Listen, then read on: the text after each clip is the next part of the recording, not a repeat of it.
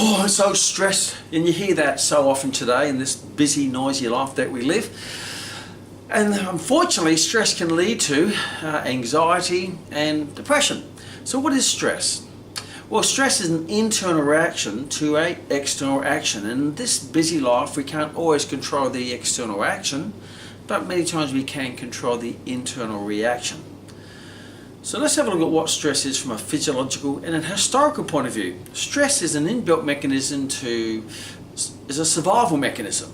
Back in the days when you were a caveman, we had this term called fight and flight. So it's a way that we protected ourselves from danger. So back in those days, we'd be in our little campsite and a bear would come running in to eat us. So the body would react and prepare ourselves in a physiological way to fight the bear or flight, run away from the bear. And sometimes freeze means we freeze and get eaten by the bear.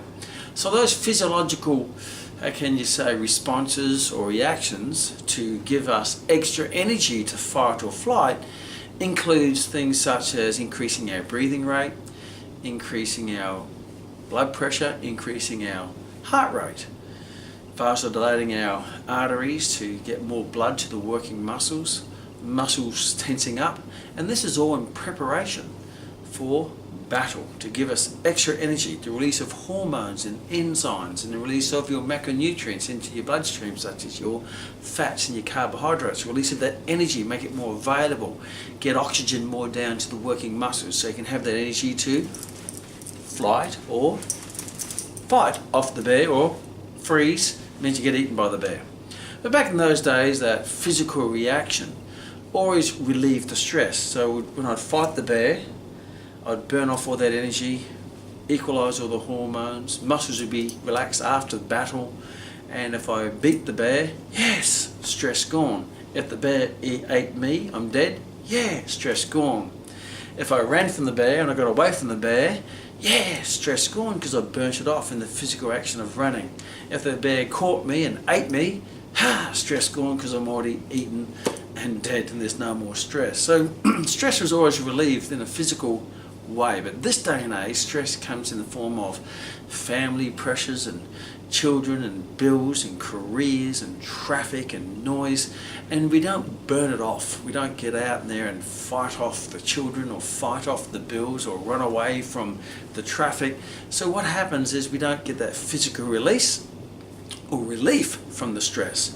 And what we tend to do is churn on it. We go home and we think about it and relive it, and even though it's not physical anymore, mentally, but we do still get that physical reaction that prepares the body for that physical reaction. So what we end up with is elevated high blood pressure, high breathing rate, muscle tension, macronutrients floating around the bloodstream such as blood atherosclerosis, and all those things that lead to disease. And disease means not at ease, dis-ease. So we're not at ease, we're dis-ease. So how do you handle all of this? First of all, it's important to understand that stress is a natural reaction in the body. So either we try to control the exposure to these things that triggers that, or change our view of these things that changes the internal reaction. And if we do get an internal reaction, try to burn it off. And one of the best ways to burn it off is, exercise and activity, punching the bag rather than the person who's annoying you, and burning that off. So 3 ways. Control your exposure to these things that triggers that stress. Change your view of these things that triggers your stress, and that's easy to change if you think about it. Or change your reaction by going and doing some form of physical activity.